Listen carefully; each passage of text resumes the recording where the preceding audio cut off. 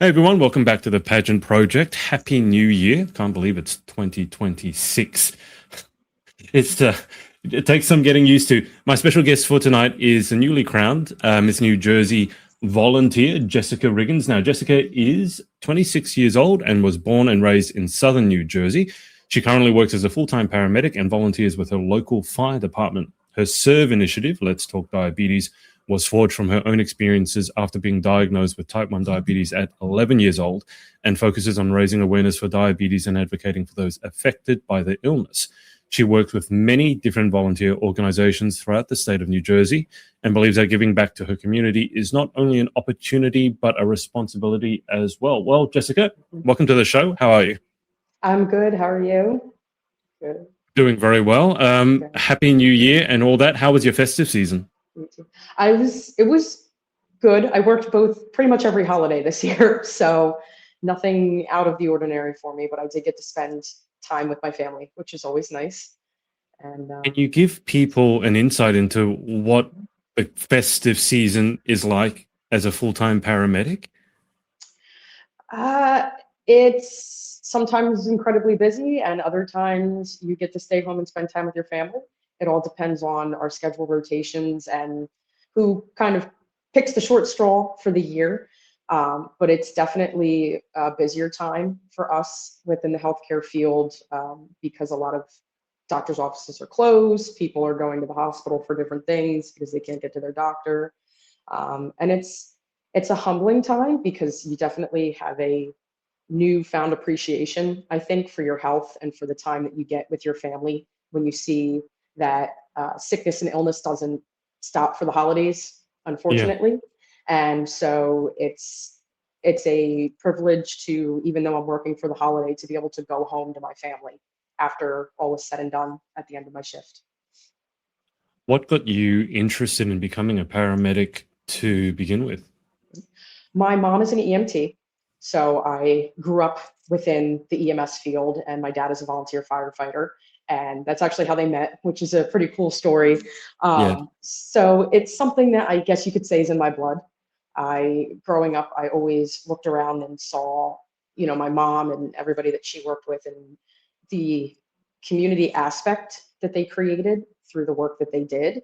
And that always was something that really, I think, meant a lot to me, was being able to go out in public at the grocery store even and see someone come up to my mom and say, thank you for taking care of my dad. Thank you for taking Wow. care of my Right. family member. And so you see in real time the difference that you're able to make in your community. And I also have always just had a fascination with medicine. I think that it's something that's always evolving, and healthcare is always needed. You're always going to have a job because it's never ending. Yeah. And so yeah, I just enjoy it. I enjoy the people that I work with. I enjoy the work that I do, and you get some cool stories to tell from some of the things you see. Well, I can only imagine. I mean, when you were younger and you're growing up Mhm. around a table, if you have a father who you said, I think, volunteered at the fire, Mhm. volunteered as a firefighter, your mum who was an EMT, and then there's you who became a paramedic. I mean, you guys are literally like a family of superheroes, aren't you? You literally are saving people's lives. For the most part, it's you every now and then you get your silly calls, and we're not always running around. We do get downtime, which is nice. But it's nice in that field of work to have my mom and my dad and my sisters as well are both nurses. So we're a whole whole family ended up in the healthcare field. We all followed that path kind of.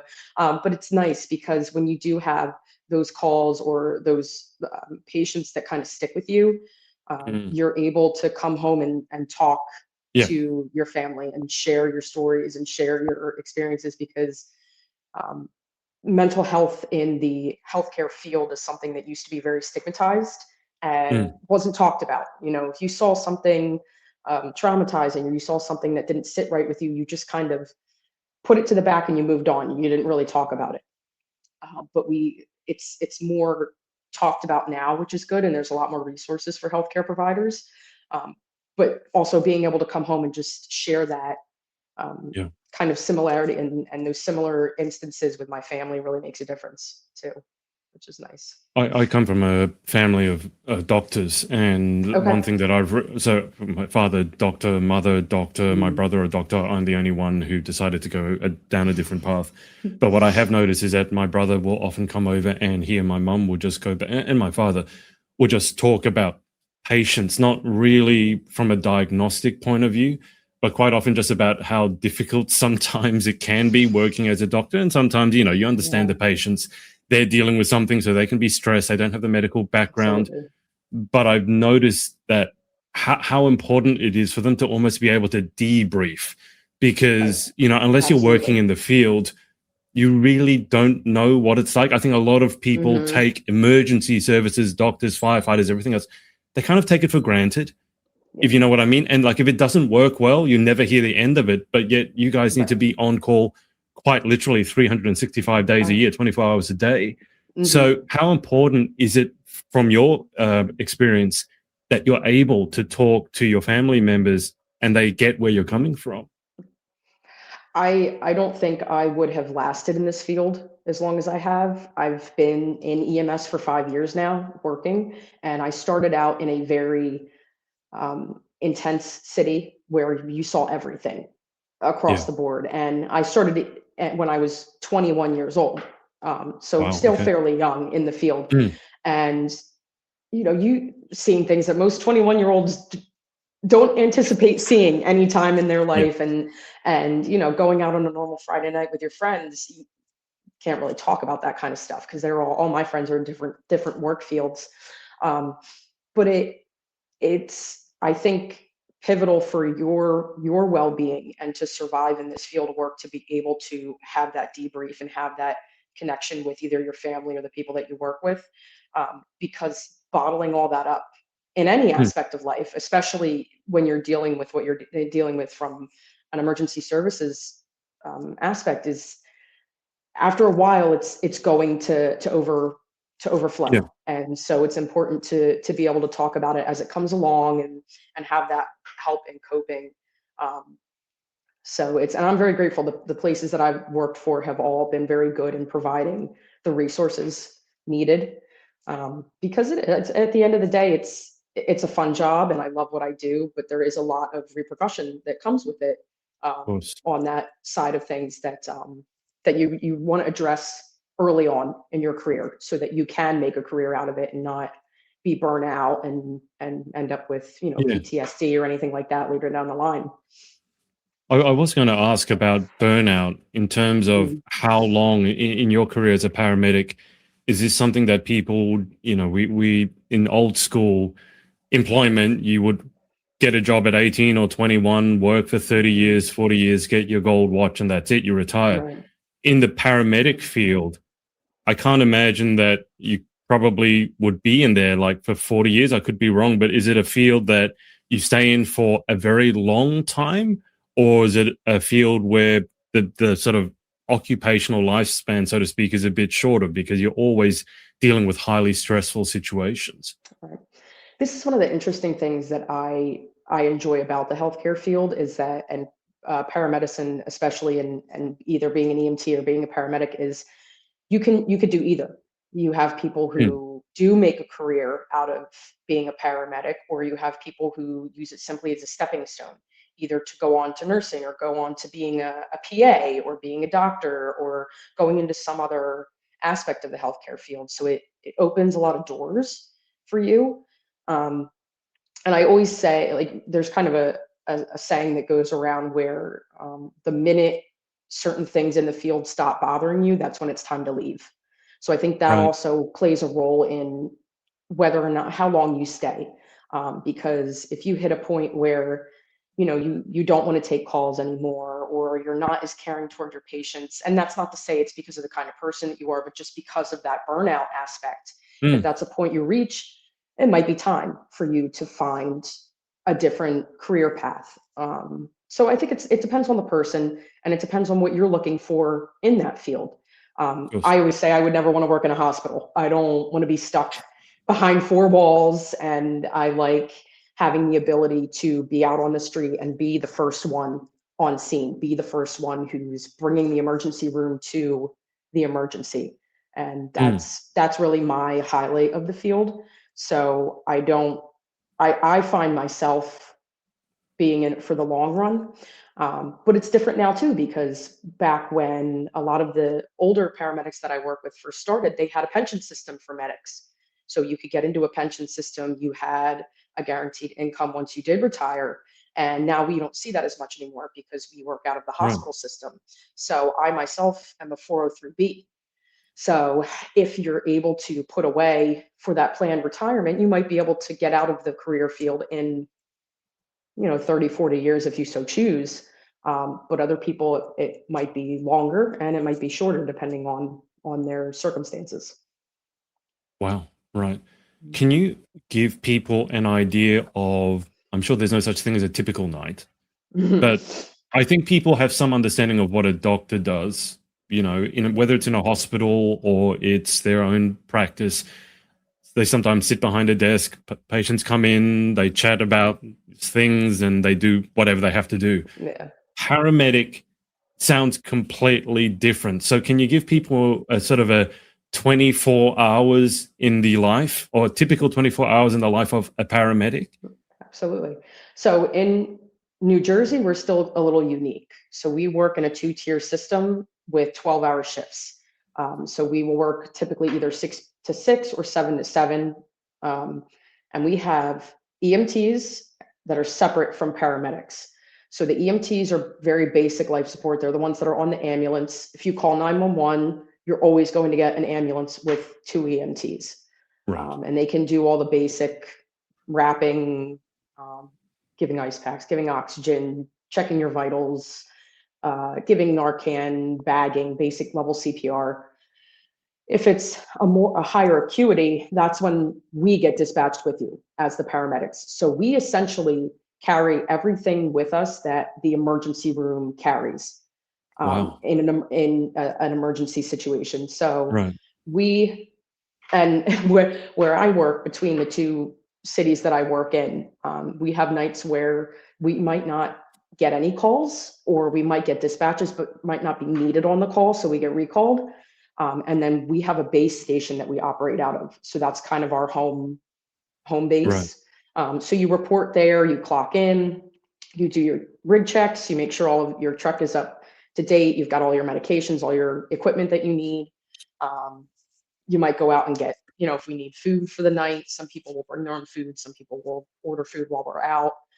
That's taking a chance, because you might order that food and then not be able to eat it Yep. for, That's what for I'm a saying. couple hours. Yeah. So I always pack, if I don't make dinner, I at least pack snacks with me, because you never know Yeah.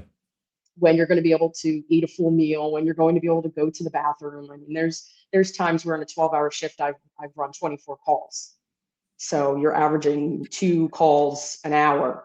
And in that time, you're also trying to eat, trying to use the bathroom, trying to, write your chart. So every call that we go to, every patient we treat, we have to write a patient care report, similar to what the Wow. Okay. doctors do. Yeah. And it could be anywhere from just monitoring that patient all the way to, one of the unique aspects of New Jersey is that paramedics are allowed to do a procedure called RSI, which is rapid sequence intubation.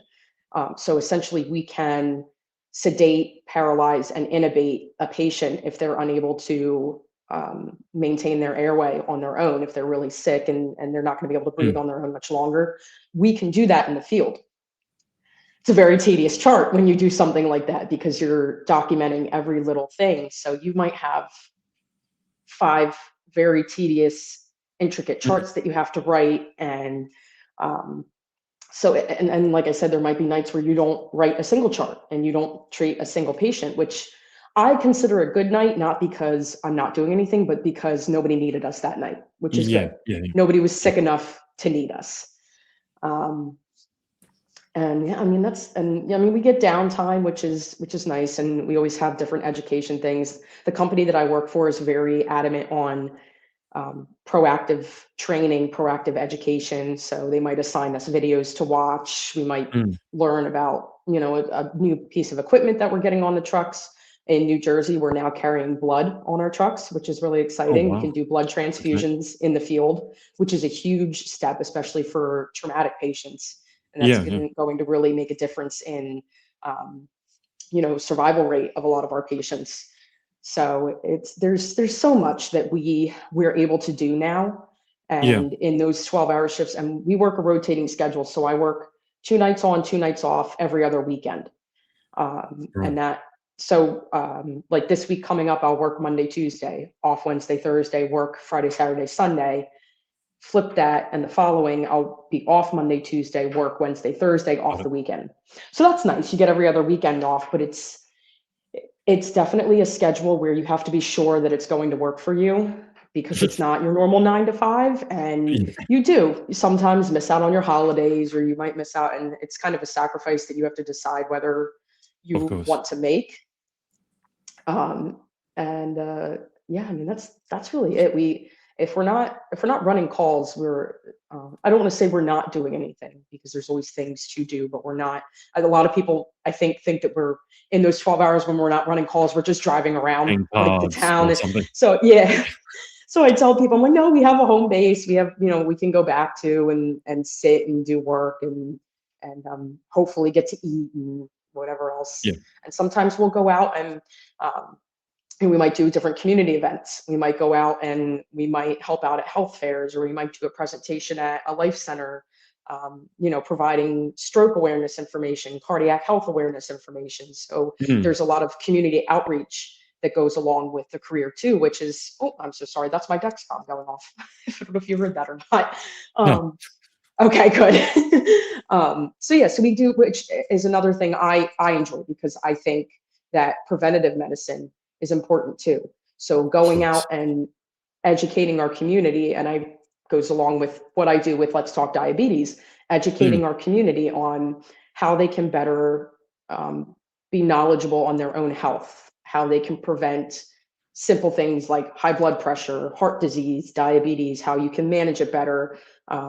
And we'll go out and we'll provide blood pressure checks for people if they want to see what their yeah, blood pressure is, or just provide them with information for different support groups and different things like that, cancer treatments, anything that can yeah. help the community have a better understanding of um, what they should know and what they need to know about their own bodies and their health. I'm going to segue into the pageantry and the Yeah. diabetes in a sec, but you've mentioned the truck a Mhm. couple of times, and I just have to ask, because I have some knowledge, as I said, come from family doctors. I have some knowledge of what you might need to take in Okay. said truck, Mhm. but it would be a lot, given that you have to be prepared to respond to any Anything. situation. And then if you're Yep. carrying things like blood, you also need refrigeration. You can't just be Mhm. lugging that around, on a shelf somewhere. What is Yep. this truck? What does it So, look like? How big is it? so the ambulances are, you've probably seen the size of a normal Yeah. ambulance. So our BLS, our EMTs, they have those, and some of what we have of our nurse trucks, which is our transport, like interfacility transport trucks. They all have the ambulances, and which has your stretcher, your monitor, Yeah. your any of your equipment for bleeding, any of your equipment for bagging people to give them oxygen, anything like um, pretty much like I said, everything that the ER kind of has, you might find on that ambulance. And then the paramedic trucks, which are separate, most of our models, and this is terrible because I should know the actual model off the top of my head now, It's is okay. we have SUVs. So we have, Right. I want to say they're like a Ford Expedition size, or like similar to like a Tahoe, like, so they're bigger, Right. they're on the bigger Yeah. Yeah. end. So you have the front of the truck is obviously driver's seat, passenger seat. We have a tablet in the center, and then our center console is where our radio is, where we because we have to be able to communicate on every operating channel within the county that we work in, because each Right. place has their own dispatch channel. So we have that. Um, and then we do have a partial back seat, because sometimes we will have students or we will have new hires that ride along for three of us. So there's enough to put a third person back Right. there. We have a ventilator. So if somebody's intubated and they need the assisted breathing, we have a full ventilator that we can put them on. It's a mobile one. We have a Lucas device, which is the automatic CPR device Okay, so fine. that we don't have to do it manually, Yep. which is really nice because it frees up our hands to be able to do other things like 100%. administer meds, intubate, Yeah. and not have to be, and it gives full adequate compressions and can last longer than a human being can, which is nice because you get tired after a while doing something like that. We have a whole array of medications to treat everything: respiratory patients, uh, allergies, heart arrhythmias, blood pressures. Um, we have our monitor, which gives us the ability to do EKGs, to look at people's heart, to Yeah. confirm whether or not they're having, a cardiac event or a heart attack. Um, Blood pressures, pulse oximetry readings, their end tidal CO2, which tells us how well they're breathing. Mm. Um, and that also doubles as our defibrillator pack. So we can use Right. that to shock people also instead of using an AED. What else do we carry on there? We have our whole airway kit to be able, like I said, to intubate people. Um, yeah, we have a That's a whole lot. bunch of really cool, very cool tools. I like to say a lot of toys that we get to play with. Can Just the So, other side of the equation. So you mentioned the paperwork briefly, and again, yeah, coming from a family of doctors, I've heard about how much paperwork yeah, sometimes there is, understandably. So I will say, mhm, because someone's life could be on the line. Um, yeah, you go out and let's say you treat someone. I'm assuming then you have to fill out the paperwork, but not only that, mhm, you then have to make sure if you've used something from the truck, you then have to restock it. Like there must be a checklist or something, because the last thing you want to go out in the truck and then, oh no, I forgot mhm, the blood, I forgot the defibrillator. You can't do that. So yeah. how much of the time of it, like, and again, there's no average day, but how much time is taken up in the sort of the administrative or getting prepared side of what you do versus out on the street?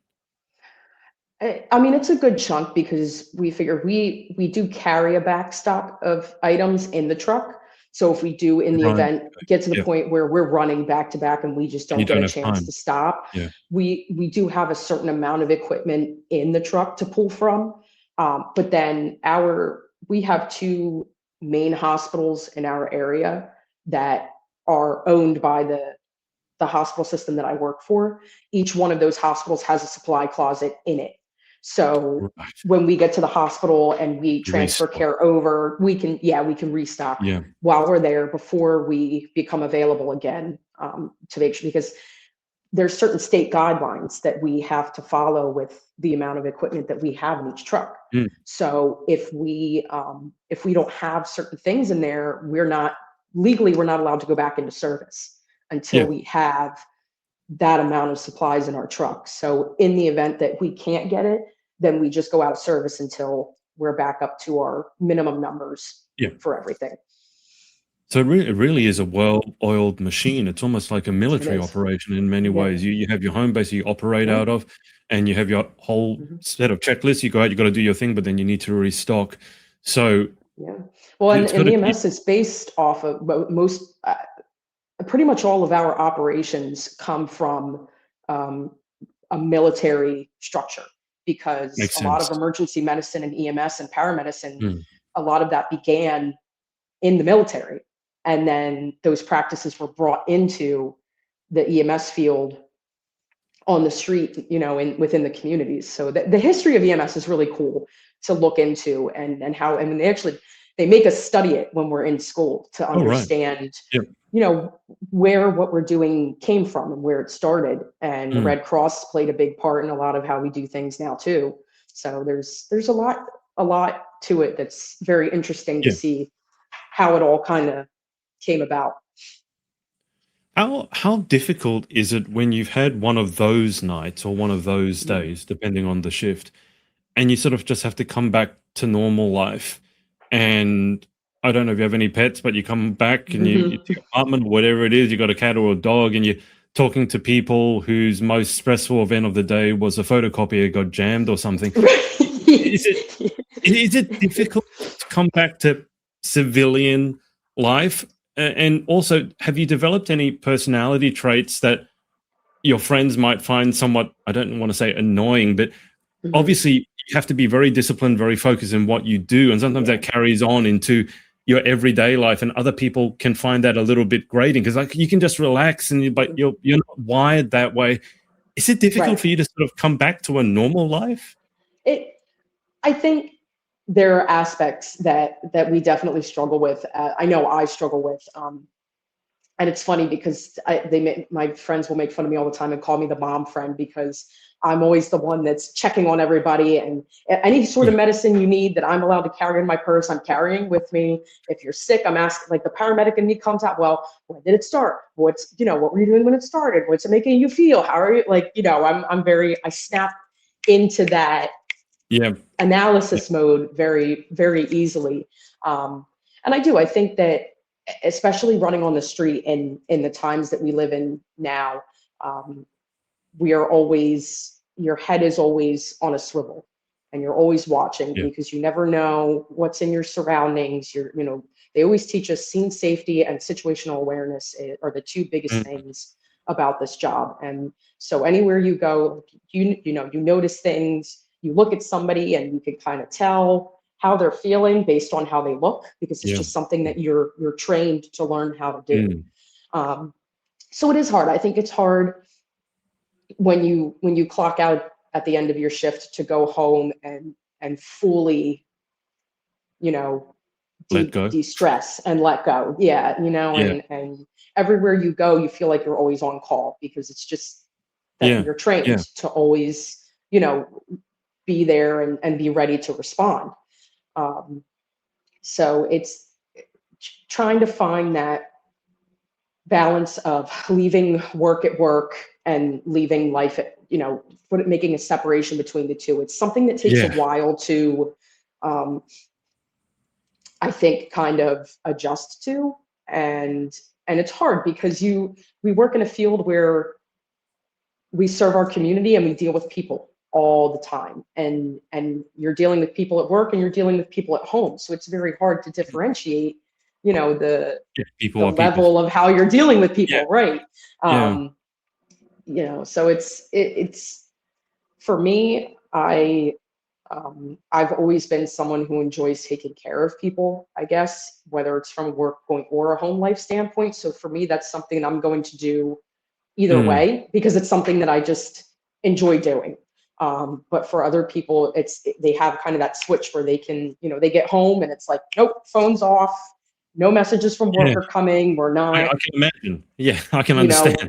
yeah, work is work and life is life. Yeah. And that's a very important thing to have that. And that's kind of why I guess like the pageant world is a little bit of an outlet for me, because on, for 12 hours a day, 3 or 4 days a week, I'm in a pair of boots and an EMS pants and a uniform driving around on the streets, getting down and dirty, Look at treating your people. pageant town. And Yeah. then I get to, to go into pageant mode where I get to dress up and I get to do my hair and I get to put makeup on and I get to still deal with people, but it's on a different level.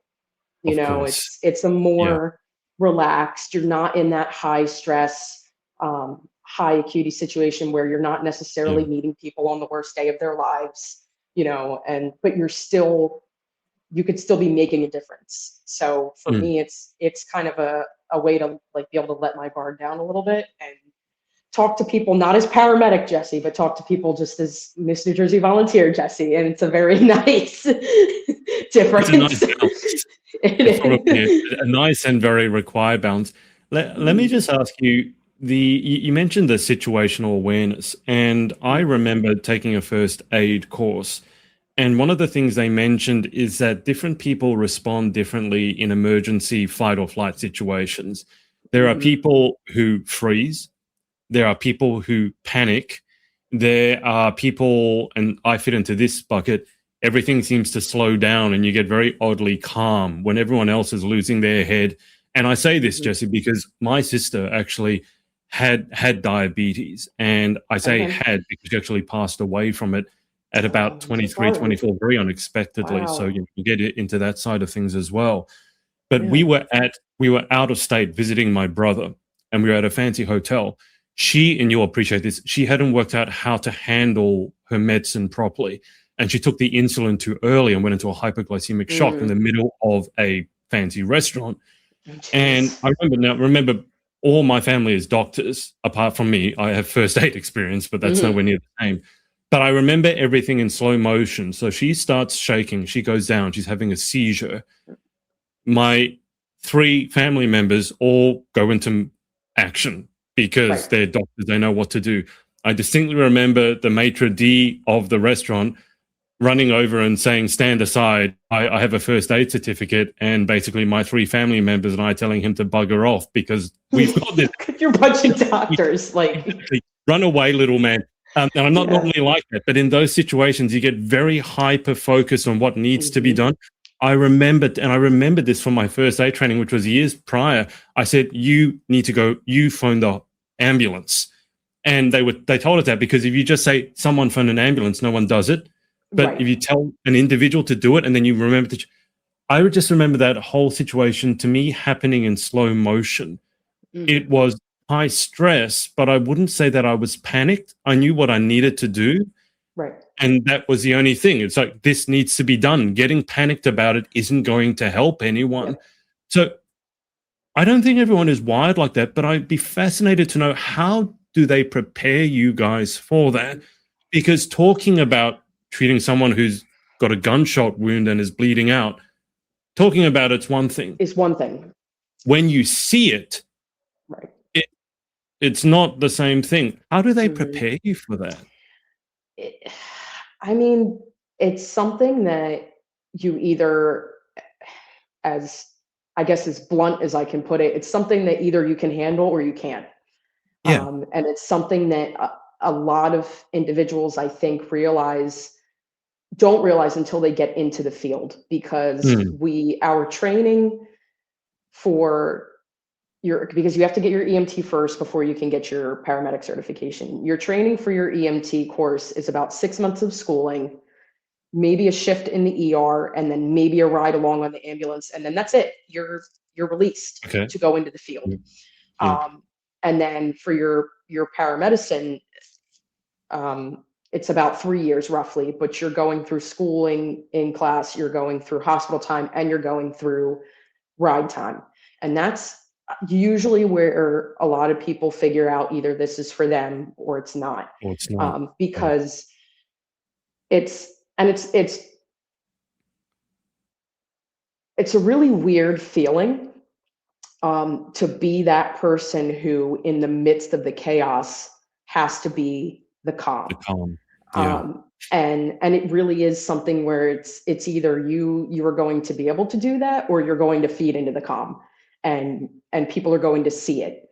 Now I could be, I've been doing this for 5 years, so obviously there's still things that I see that I've never seen before, and there might be something that I'm rolling up on, and I'm like, in my mind, okay, how in the world am I going to handle this, and what in the world am I going to do? And I might not know right away, but I'm not going to let anybody on scene know that. When I get out of the truck, they're going to look at me, and I'm going to walk up as if I know exactly what I'm going to do, even if I don't know in that moment exactly what I'm going to do, because it's in that moment you have your basic level of life-saving care. And so you start where you're supposed to start, and you build up from there, and you figure it out, as you go, because in an emergency situation, nothing from A to B to C is ever going to go the same way, the same time, every time. So you have to kind of be prepared for that. But it's something that I think really is something that you either are prepared for and you're able to do. And like you said, everybody's just wired differently. I don't know if it's something that you could necessarily change. I'm sure people could work on it to get a little bit better, but I've seen people who unfortunately just, they get into the field and they get that first high acuity, the gunshot patient or that stabbing patient or something of that higher level, and they just kind of freeze. And you have to jump in there and try to just take over as best as you can. And it's not a field for everybody, and that's okay. but it does take a certain kind of person to be able to do it, and for you, like you said, how everything kind of slows down. I think that's almost good, because you're everything's slowing down for you, and you're able to focus on what you need to do, whereas a lot of people have trouble shutting out the Yeah. outside stuff. And there's times where I roll up on a call, and where the city that I work in, especially the summertime, we have concerts, we have big events, we have where there's big crowds, and you're going to get called to an emergency in those big crowds, and you have to be able to shut out Yeah. everything that's going Yeah. on around you and focus on that person that's in front of you. And that's something that takes a little bit of time, I think, to get used to. Yeah. And it takes practice. Like any job, it's something that you have to train for, and it takes practice, and takes a little bit to kind of navigate. This might sound like a bit of an odd question, but it's Mhm. related to that. I've always been the calm person, even back in primary school. My friends, and this will give you an idea exactly how calm I was, they would play pranks on me by trying to scare me, by trying to get me to jump, and they never succeeded because I was always the one that no matter what happened, it wasn't going to disturb me. Mhm. This, that's a good trait taken in moderation. Yeah. On the flip side, I was once asked to MC a pageant, and I was doing my thing, and then the director from the background yells out, "Can you sound like you need to sound more excited?" And I actually find it's quite like the calmness is a good thing, but then for me, it's quite difficult to show outwardly like a lot of excitement or joy. I feel it, but I think Right. sometimes people don't see it in my face. Have you ever experienced anything like that where on one, like for 12 hours of your day, you need to be so emotionally regulated? I don't know if that's the right word, but I'll use that term. And we've mentioned this before, but going back into normal life where you don't need that regulation anymore. And sometimes it's difficult to Mhm. let go of that. Mhm. I tell people all the time, there are things that might happen in my everyday life that could be either the most chaos of the chaos, or the most exciting, happiest, anything that's going. Yeah. But I t- I tell people all the time, nothing phases me anymore, and I mean that in a sense that happy, sad, embarrassing, anxious, Yeah. scary, nothing phases me anymore, because like you said, you learn that regulation of emotion, Mm, because when you're in the field like that, you could go from running a cardiac arrest on a patient, and unfortunately them not making it, and then you're going right from that call, and the next call could be mom delivering a baby. yeah. And so you're going from one extreme immediately to another. Yeah. And so I think we a lot of us just kind of stay at that baseline, because we're so conditioned to just do the job and get through the shift. And so there might be times where, like in my life, certain things might happen, and like you said, like I will be excited about it, but I might just be so emotionally just tired. Like if I just got off of a shift, and it might be very exciting, and I might be ready for something, but at the same time, it's like Yeah. I also just really like to take a nap right now. And so it's Yeah. yeah, it's a lot of times things hit me, I think, in the most random points. Like I made a post the other night where it was a random Thursday night, and this is the weirdest thing ever. Random Thursday night, I was in the shower, and all of a sudden everything hit me.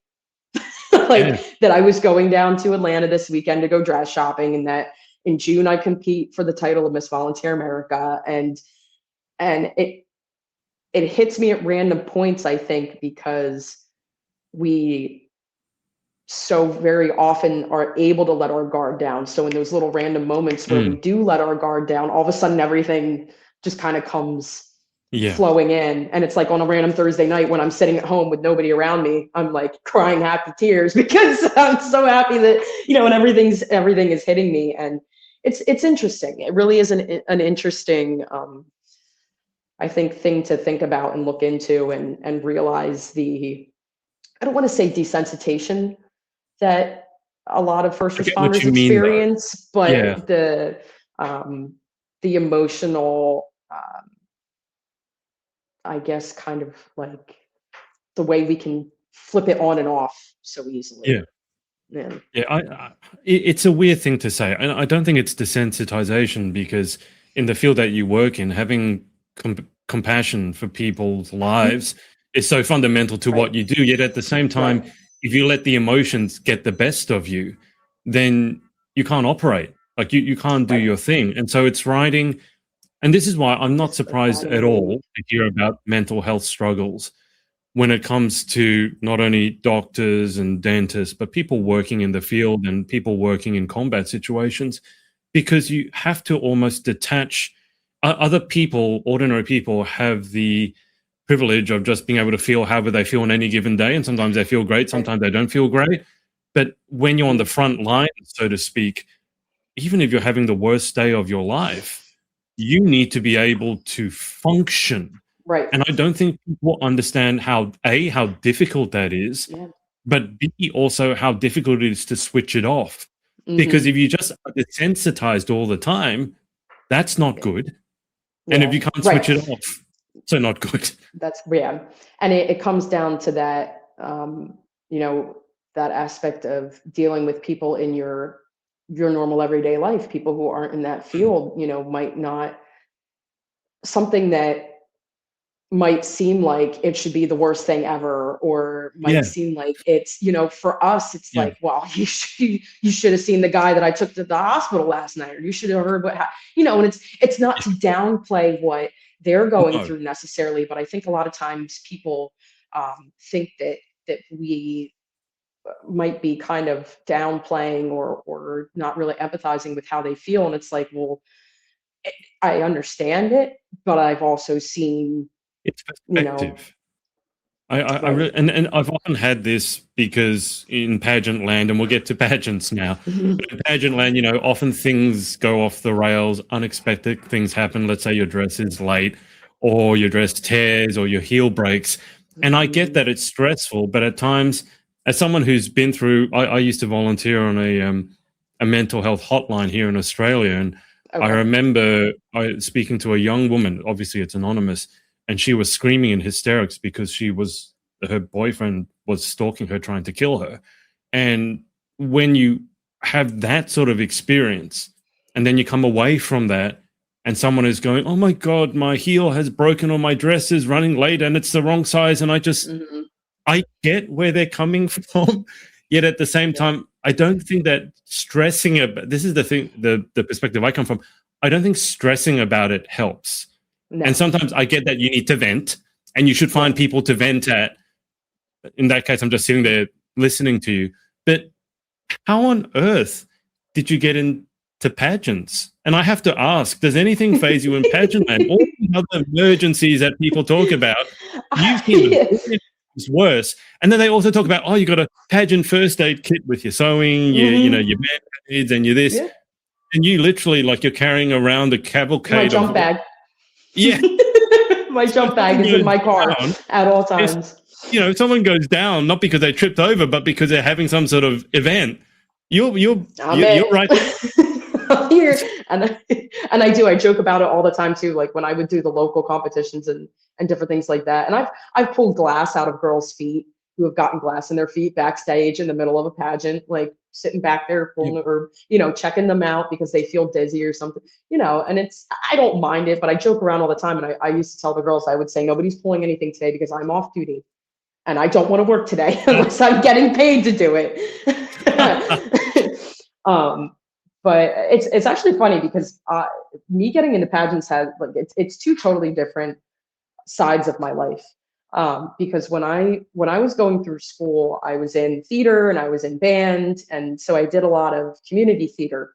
Hmm. And one of my directors in one of the shows that I was in at the time, um, her family was on the board for the Miss Cape May County pageant, which was part of the Miss New Jersey, Miss America system.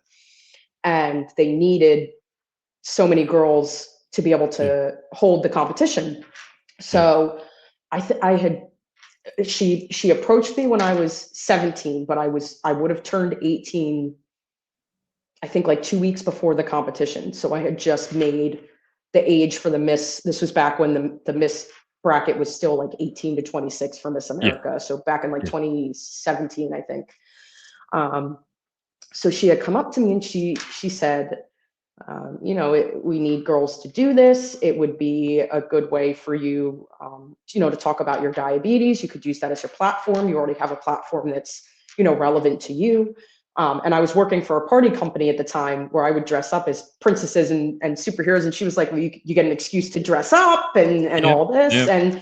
And there was scholarship money at this time. You could use the scholarship money for anything school wise. They weren't as strict with it yet. So I could use it to pay for EMT school. So that was another big thing for me. So I said, sure, why not? Like, if I didn't anticipate winning by any means, because I had no idea what I was signing myself up for. But I did it, and I loved it.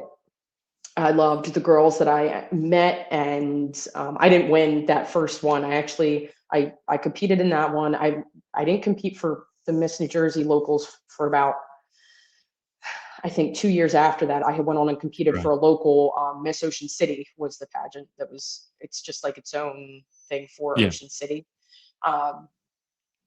So I did that for 2 years, and then I came back to that same Miss Cape May County pageant, and I won one of the titles in there, the Cape Resort title. And that was right before COVID hit. And then COVID kind of messed up that whole thing. So I competed in that system for, I guess, well, we figure almost 10 years, because 2017 I would have started. And the thing that kept me going back was the girls and the sisterhood. I think was the biggest thing for me, because I loved the friendships that I made, the connections that I made, and it helped me really grow my, Let's Talk Diabetes Now, like the website and all the connections that I have and the things I've done with it. I did not think in 2017 that any of that was going to take off the way that it did. And a lot of it is because of who I met doing the pageants and the connections that I made and the different resources that it provided me.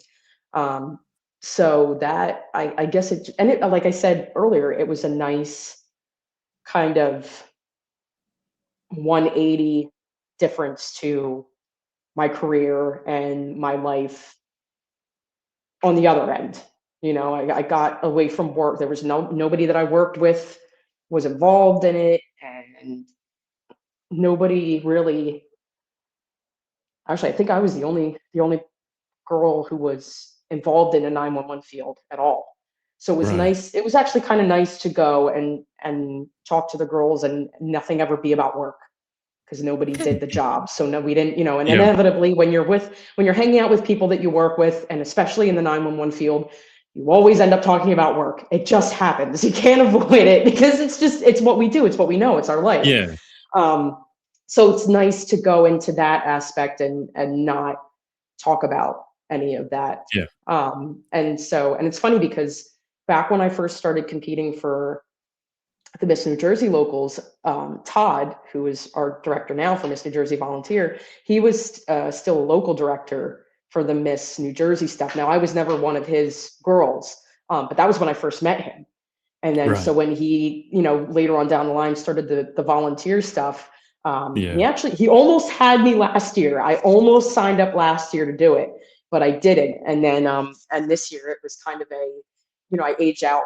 I turned 26, so technically I'm at the last. This really would have been the last year for me to compete. So I was like, well, I don't want to do it and regret never trying a different system. And I guess it worked out. So so here we are. I mean, you do have something on your head, so it seems like it worked out pretty well. It did, and it's it's been crazy, but it's wild to think in the last 10 years of how far I've come in the pageant world, and people might not realize it, but I think that working in EMS and doing the pageants, I almost both kind of benefited from the other, because working in the 911 field, you have to learn how to communicate with people from Yeah. all different walks of life, all different Yeah. cultures, all different social classes, everything. Like you learn how to find common ground with Mm, all different kinds of people. And I think that that plays a huge part in also being a title holder, in 100%. finding that common ground with everybody that you come across, and knowing how to Yeah. communicate with people who maybe have no idea what a pageant is and have no idea what you do, but you somehow, get to talking to them, you find some sort of common ground, and then Yeah. they see you and they're like, oh, okay, well, she does this and she knows about this, maybe I can do that too. So Yeah. it really, it creates a common ground between people, that's very important, I think, especially nowadays. 100%. Mm, Yeah, I think we can have all sorts of arguments, and we yeah, one person believes this way, another person believes right. this way. It's gotten pretty crazy at the moment, but I think Mhm. sometimes a shared emergency, as bleak as it can be, can sometimes be a Yeah, bonding event as well. Because at the end of the day, absolutely. I don't think anyone wants to die. No one wants to lose a Mhm. loved one, and Right. regardless of what you believe, if you're helping someone live, I think that bridges a lot of gaps.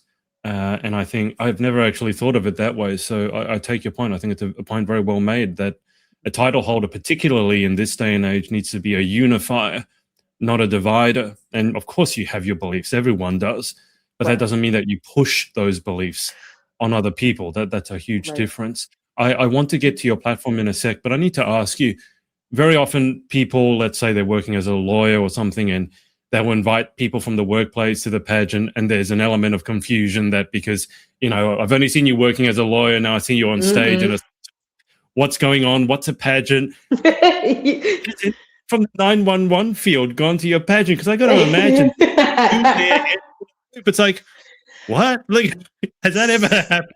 Yeah. So, not this last year, but I guess it would have been 2 years ago when I competed for Miss New Jersey. I had one, two, three, four. I think I had 4 or 5 people that I worked with who all came to one of the nights of the talent night of Miss New Jersey, and they went all out. They went to the nines. They dressed up in their fanciest clothes, and they came and they were sitting like right there in the front row. They were screaming over everybody. Oh, it I was was going to say, yeah, I would imagine. mortifying, mortifying. They were so loud.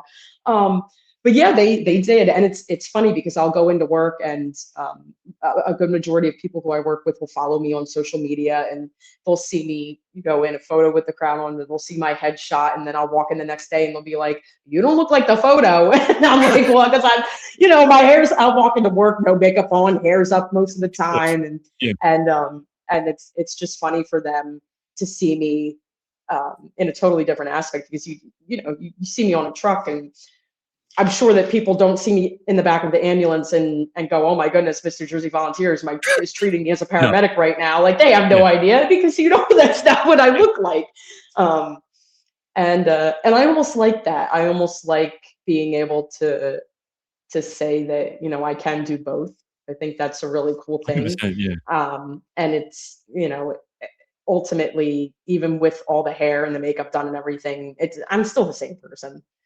Yeah. Whether I'm in the back of the ambulance or I'm competing on a stage, I am who I am. And that's it.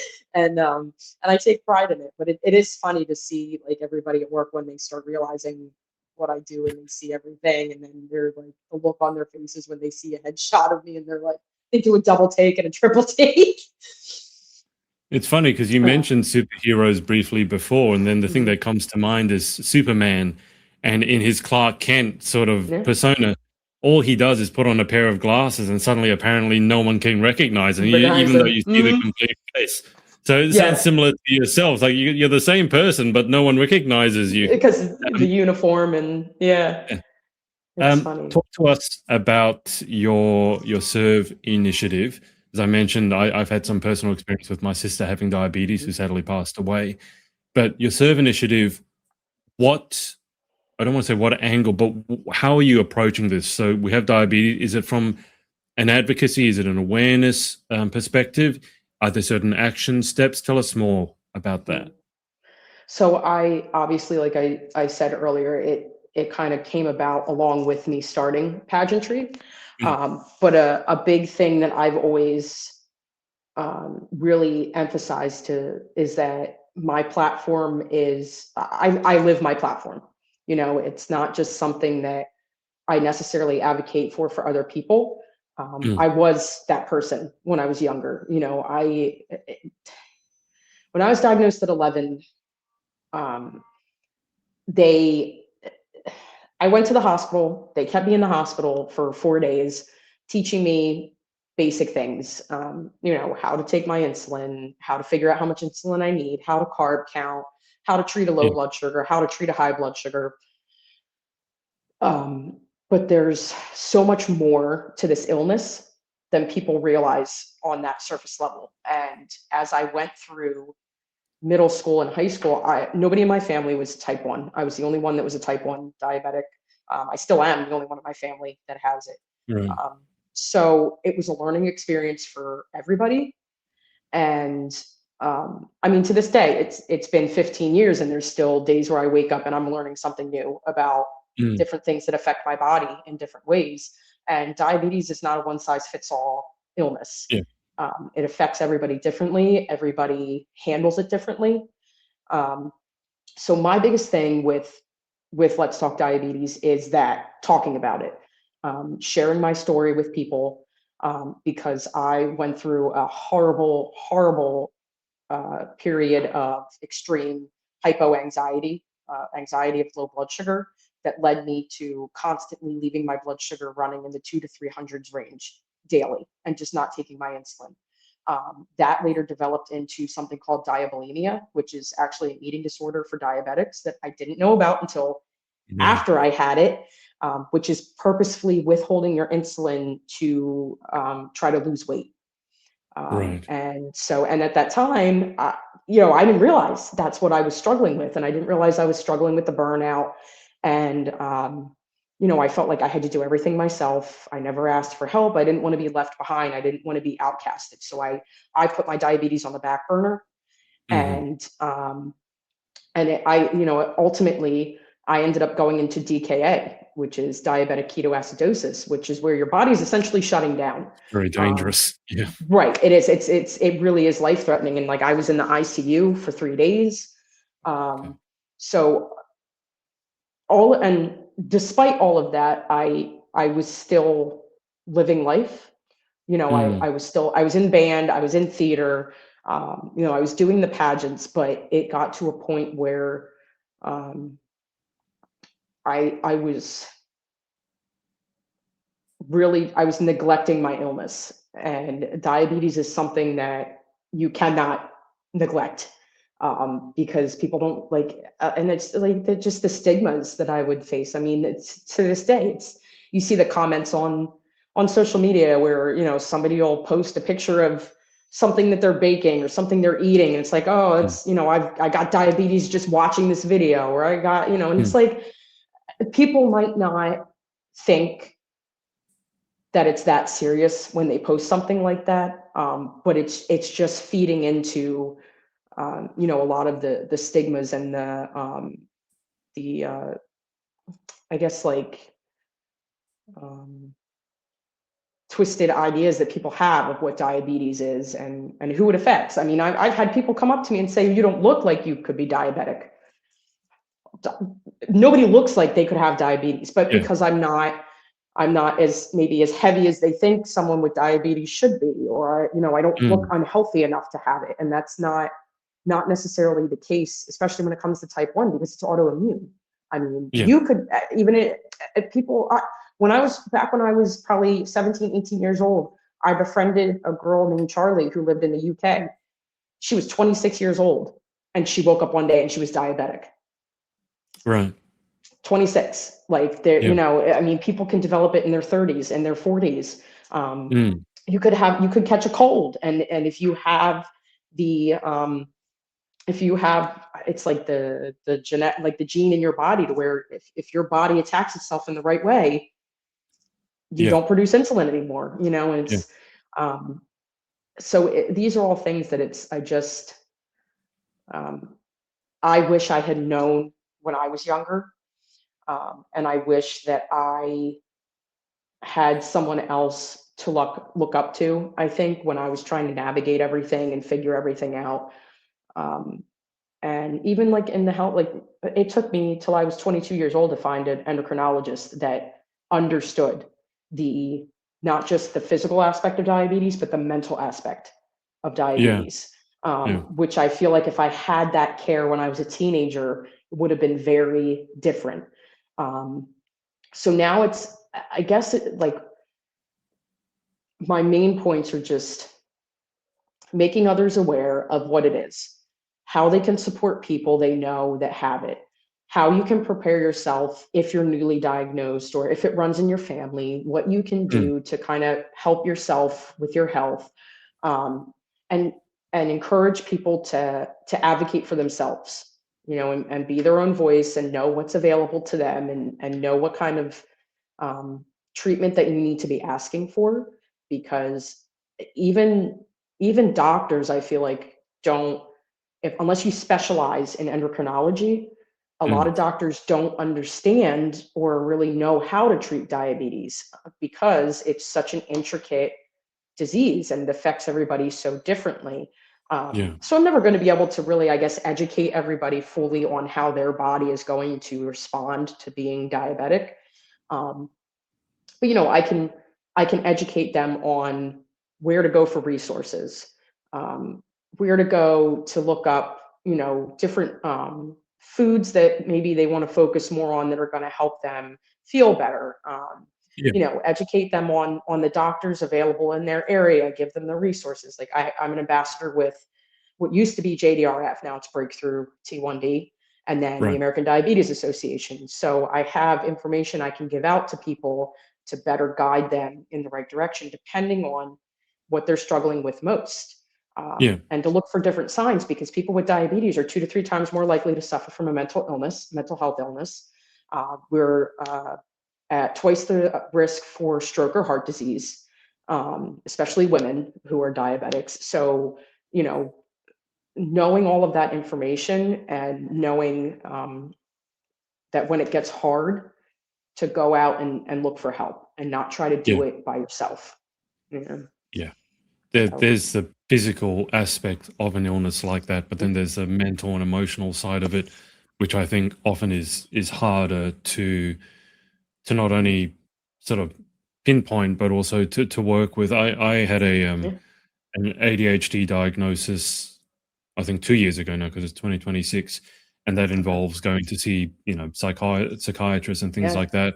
And I was quite struck by how many of these so-called experts who were supposed to be guiding me along my journey, they it's like they look at you, and I don't want to, you know, to denigrate what any field does, but my mm, particular experience was they kind of looked at me as a collection of symptoms rather than a right, human being. I don't know if you mentioned your right, endocrinologist, and to hmm, me, it's like as soon as you see a checklist of symptoms, yes, no, therefore this, and you don't right, take the time, especially as a psychiatrist, to understand right, someone's inner journey, yeah, he instantly lost my respect. And so sometimes finding the right specialist to help you, it can almost be the it's hardest part of the job, because you go, oh, yeah, I don't know if you expected this, but when you go to a doctor, you expect they know what they're doing. hmm, Uh, it's like any other field, isn't it? There are some yeah, good eggs and there are some and bad there are eggs. some bad And eggs. sometimes you need to go through Yeah, three, four, five, or six before you find one that works with you. And it sounds right. like you went through a version of that journey yourself. Yeah, and I mean, I say I was a CHOP kid, Children's Hospital of Philadelphia. That was who my primary care doctor with them. Loved him. He was phenomenal. He was Yeah. the one that diagnosed me at the time. Right. So, and where I live, there was really no like pediatric endocrinologist. So going to CHOP Mm. was really my only option.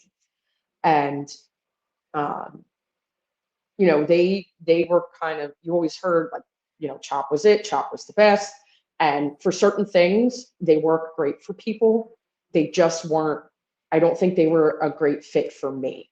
And I found that a lot of times, with a lot of these larger hospital systems, you go up there and like you said, it's kind of like they see a list of symptoms, Mm. and it was all routine. Like you go in, get your A1C checked, you get your prescriptions refilled that you need. Okay, good. Do you need anything else? Your A1C is too high. We need to fix that.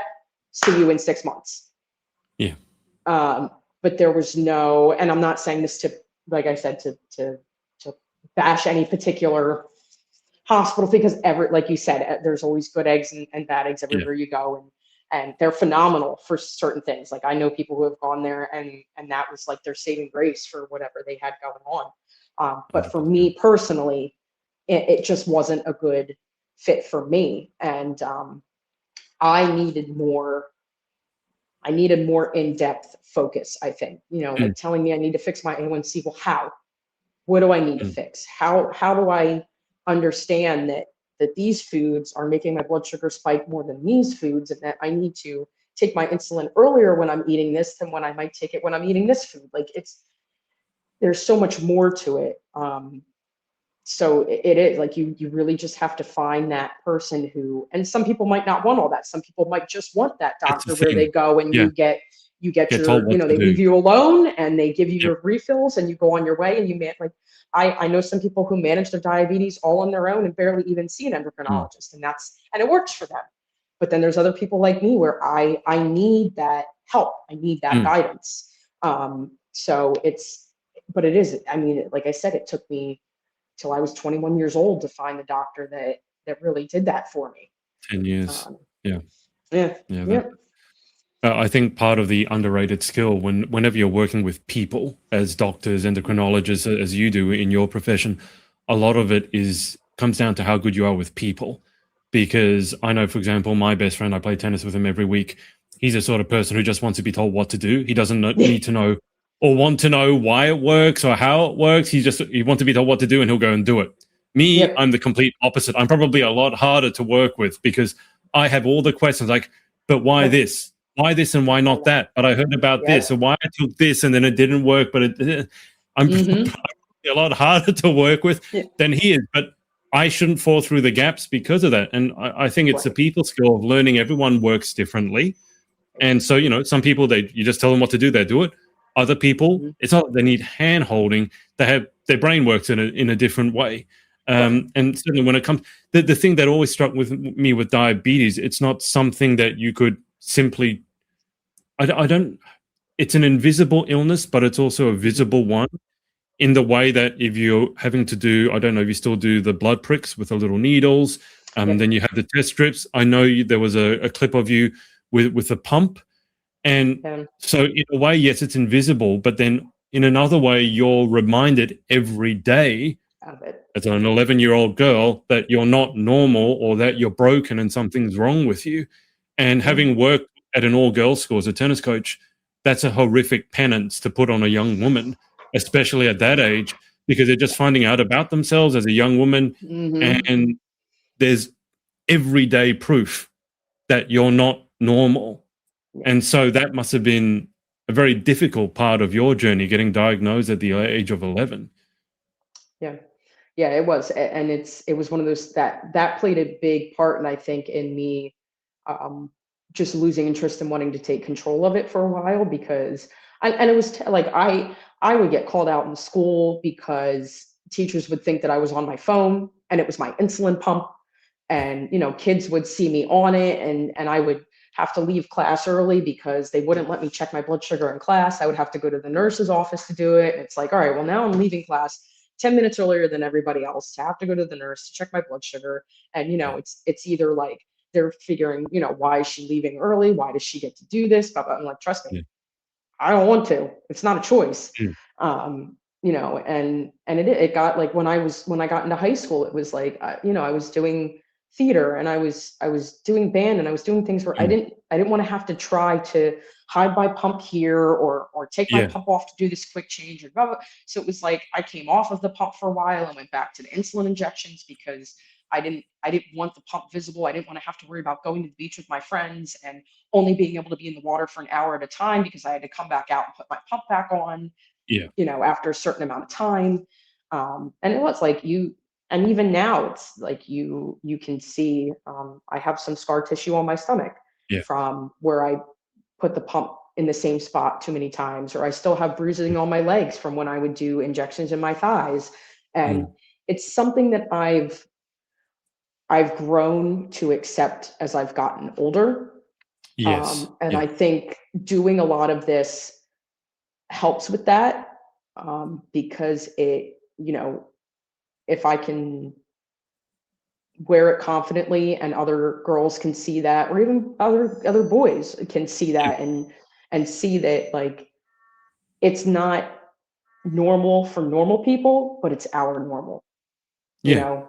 So, and if it's our normal, we might as well embrace it because diabetes isn't going anywhere anytime No. soon, and it doesn't do any of us any good to put ourselves in the shadow or Yeah. deprive ourselves of what everybody else enjoys, simply because we have to live a little bit differently. It's all about Yeah. adaptation. You adapt to it. And I have gotten more compliments, and I've had more conversations started because people have seen me wearing my Dexcom or my pump than Yeah. I have Yeah. criticism. Yeah. I'll never forget one of my favorite stories that I would always tell in my interviews was that when I was in Nashville one time it was just a friends trip. We all went to Nashville for the weekend, and we were out and we were at one of the places on Broadway. I don't remember which one we were at. But I had a security guard come up to me in the middle of this place. And I was like freaking out on the inside because I'm like, well, I'm not doing anything wrong. I'm legally allowed to be here. Why is this Yeah. man coming up to me right now? What is Yeah. going on? He comes up to me and he starts asking me about the Dexcom on my arm because his 4-year-old daughter is a type 1 diabetic. And so we started talking about it, and I was telling him about how I do the pageants and I have this whole thing. And so he followed my Instagram, and we exchanged numbers so that we could Yeah. could keep talking. And I want to say, I think like the week after I had gotten home from Nashville, I got a text message from him, and he had shown my Instagram pictures, like some of the photos to his 4-year-old daughter, and she was like, "Oh my goodness, there's a princess that looks just like me." And that was just like, eh, when I think about a lot of what I went through and what I dealt with, and as tough as it was, the moments like that now show me that all of that stuff was worthwhile because it gave me the opportunity to learn and gave me the experiences and the stories to be able to connect with other people, to now be that person for those people that I needed when I was that age. And Yeah. that is just the coolest thing to me. Yeah. I think that's the So, reward for making it through a difficult time. yeah. When you're younger, you really do look for someone who is a young girl. If you want to be a princess, every young girl, I think, point, and you see a princess who isn't just the typical, the one they sketch and the fairy tales and everything's Right. perfect, but someone who has the same issue or same diagnosis as they do. Yeah. It makes them believe that life is actually worth living. I mean, that might be a Yeah. bit of an overstatement, but we all need hope. No, but And when yeah. you think you're broken and you think that no one will understand you and everyone's making fun of you, Yeah. it makes life very difficult. And you can become sensitized to the point where you become your own worst enemy because Mhm. you think that someone's coming up to you to make fun of you or to harass you, and they're actually Right. curious as to, as is in your case, it began a conversation, and from that conversation, you managed to inspire a 4-year-old. Yeah. And just It's, imagine getting the diagnosis at the age of 4. I mean, imagine what it was like for him as yeah. well as a parent. Right. And As so a that parent. 100%. And Yeah. so opening up those conversations, I think, is some of the best things that title holders can do. But it does Mhm. involve you being brave enough to bring Being that subject up vulnerable. to the table because, Yeah. it's visible and you have to be willing to talk about it rather than not Right. hiding it. Jessica, I've had you on almost for an hour and a half, so I need to be cognizant of your time. It's okay. Just before we go to the final 10 questions, is there anyone that you'd like to give a shout out to for supporting you along your journey? Ah, I I mean everybody. I say all the time that I have a village of my people, Mm, and it's, my parents, my siblings, my friends, my directors, just everyone who has been with me since the beginning, going through a lot of what I went through in my personal life and through my pageant world. I've had the highest of highs and I've had the lowest of lows, and there's always been that select group of people who have been by my side through it all, like my parents especially. I mean, the amount of times they've funded or helped fund a gown for me or helped pay for me to go compete in a pageant, and my mother, who has donated many raffle baskets in the history of putting everything together. But then, like, I just have, I mean, everybody who follow me on Instagram or follow me on Facebook, and everything I post, they're in the comment section, just encouraging me and supporting me and loving me, because it's this is not a thing that you can do on your own. You and 100%. um, Yeah. and all the girls that I've competed with too. I mean, the ones from the volunteer organization and the ones from the Miss America organization. Like, you Mm, you all become a family as you move through everything together. And there were so many of them that texted me when I, like, from the Miss New Jersey, Miss America, nice. that Yeah. when I won volunteer, that were just over the Yeah. moon, like, just genuinely happy for each other is a phenomenal thing. And it's um I really, I wouldn't be able to do what I do, and I wouldn't be here today if it weren't for Yeah. everybody along the way. So it's, I don't know if thank you will ever be enough, but I say it as much as I can, Of course. hoping that they know. Well, you say it enough times, eventually they'll get the message. And Yeah. just to be clear, come June, when you're competing at MVA, Mm. if anyone has a medical emergency, they should not seek you out because you're not on the job. Listen, and but the unfortunate thing is, I'm nationally certified, so I do have to help in any state that I'm in. So listen, and you know what? And I say I'm off duty. Don't look for me. But in reality, if I'm in the area and something happens, You'll I'm know. I'm gonna come You running know. over. I bet It's you just have a sixth sense by now. it's just in my blood. Like, I'll be there. I'm gonna come running over, and it Yeah. is what it is. Good to know. Good to know. So. Important point of clarification. Hopefully nothing happens. I will tell you the Carl Perkins Civic Centre is incredibly cold. I don't think that That's will what lead I to any hear. medical emergency. I caught a cold when I was there because I got in late from Australia and I was sweating because it was a billion degrees outside and I was coming from Yeah. winter, bear in mind. And I was sweaty, and so I went in there, it was Oh, freezing, and I caught a cold and jeez. I was sick. It is very cold in there. So not a medical emergency, but Well, if you have any of these blankets, the thermal uh, blankets people go with the yeah. shop, you Well, might it's funny want because Todd gave us this year, he gave us blankets. Miss New Jersey volunteer and Miss New Jersey teen volunteer blankets yeah. to take with us because it Now you gets know so why. cold in there. So we have that, and we have our jackets. So I'm going to be sitting there bundled up like an Eskimo, and I'm always cold. I'm always cold. I always Oh, have like 3 layers on at work, all the jackets. I'm not okay. looking forward to it. Well, I will say that it was 100 degrees outside. So if you're ever cold, you Ugh, just go and you just warm up. stick your head The out. problem is that you start sweating and you go inside, and that's when you catch cold. So you got to play your cards Time right. it But right. I Yeah. love the gift for your title holders. That's so on the money. That's Mm, exactly what you need: jackets and yeah. blankets. And But blankets. Yep. anyway, let's go through these final 10 questions and then we'll wrap Okay. up. So, number one, what is your favorite word? Oh, oh, wow. I have to think about that one. My favorite word.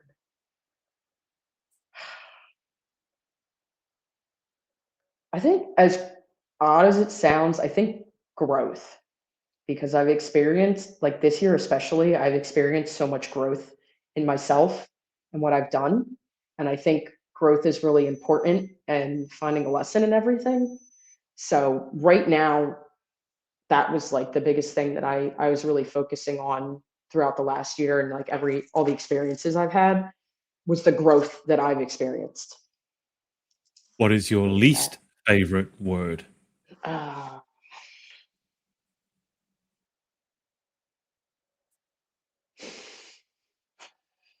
I think doubt.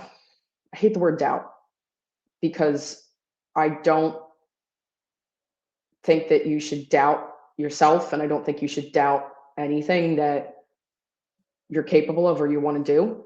And I think I doubted myself a lot, and I got in my head a lot when I did that. And I don't want to say it held me back from things, but it definitely stifled my path.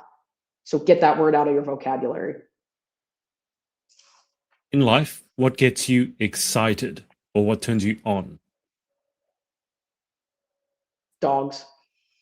I love dogs. If you ever want to see pure, genuine excitement from me, like I could be on a 911 call and I'll go into a house and I'll have a patient, but they'll have a dog and I have to pet the dog first before I get into the house. I love dogs. They're just pure happiness. They're pure joy. Like, that's how I wish. If I had a dog with me everywhere I went in my life, I'd never be sad. That's fair enough. I know exactly what you mean. What about what turns you off? Ooh. I think like just poor attitudes.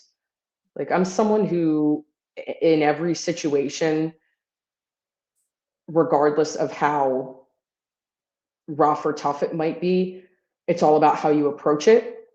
And I think that like your attitude reflects on the people that are around you. So when you're going into something and you're coming into it and you just have the wrong attitude about something, or you have a poor attitude about it, and you're not just allowing yourself to make the most out of things, it doesn't only bring you down, but it brings the people around you down. And I just think that in my line of work and in life with what I do,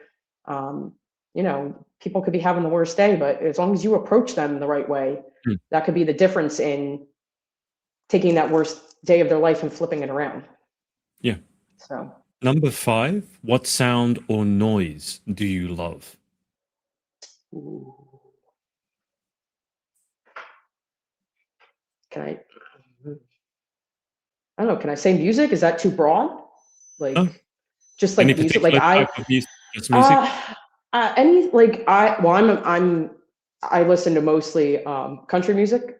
That's my biggest Nice. thing. Or like classic rock. That's what my dad raised us on, really, was like country and classic rock. Yeah.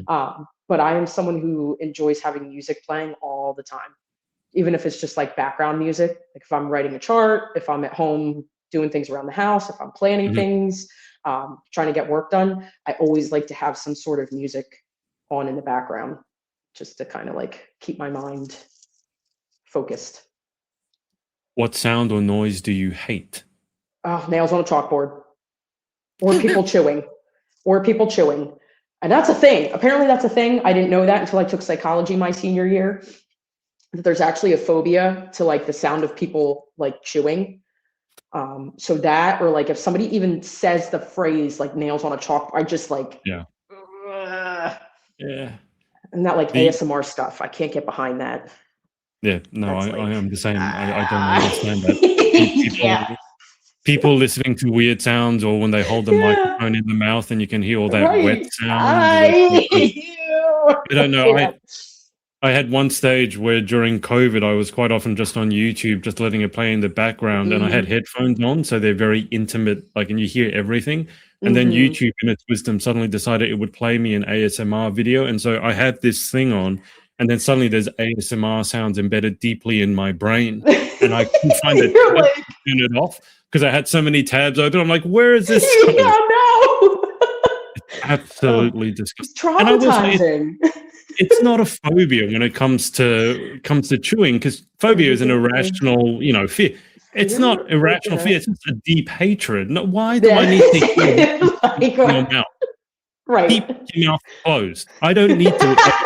I don't need to hear it.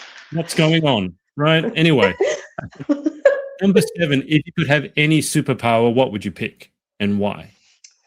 Ooh, I would love to be able to like breathe underwater because I'm a fish out of water. I love to swim. I love the ocean. Like I could stay under, like we had a pool when I was younger. I was always in the pool.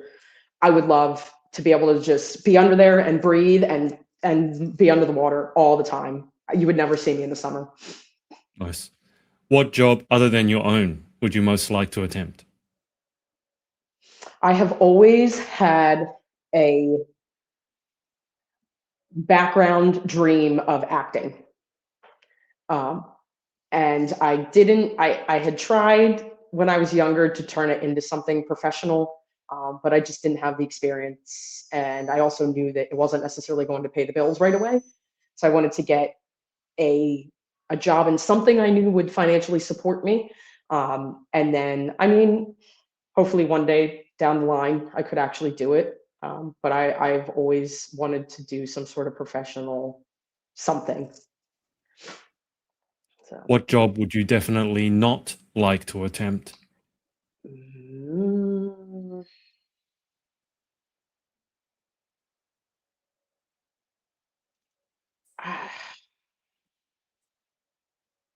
I guess like an accountant or something like that. It just like, and props to people that can do jobs like that. But one, I can't fathom a 9 to 5 desk job. I would lose my mind. And I'm just not good with numbers. That's not my thing at all. Like very clearly, obviously, with the job I do, I'm all about chaos and adrenaline and Yeah. hands-on. And so the idea of something like being, I don't know, like an accountant or something like anything that's like a 9 to 5 desk job, I could never.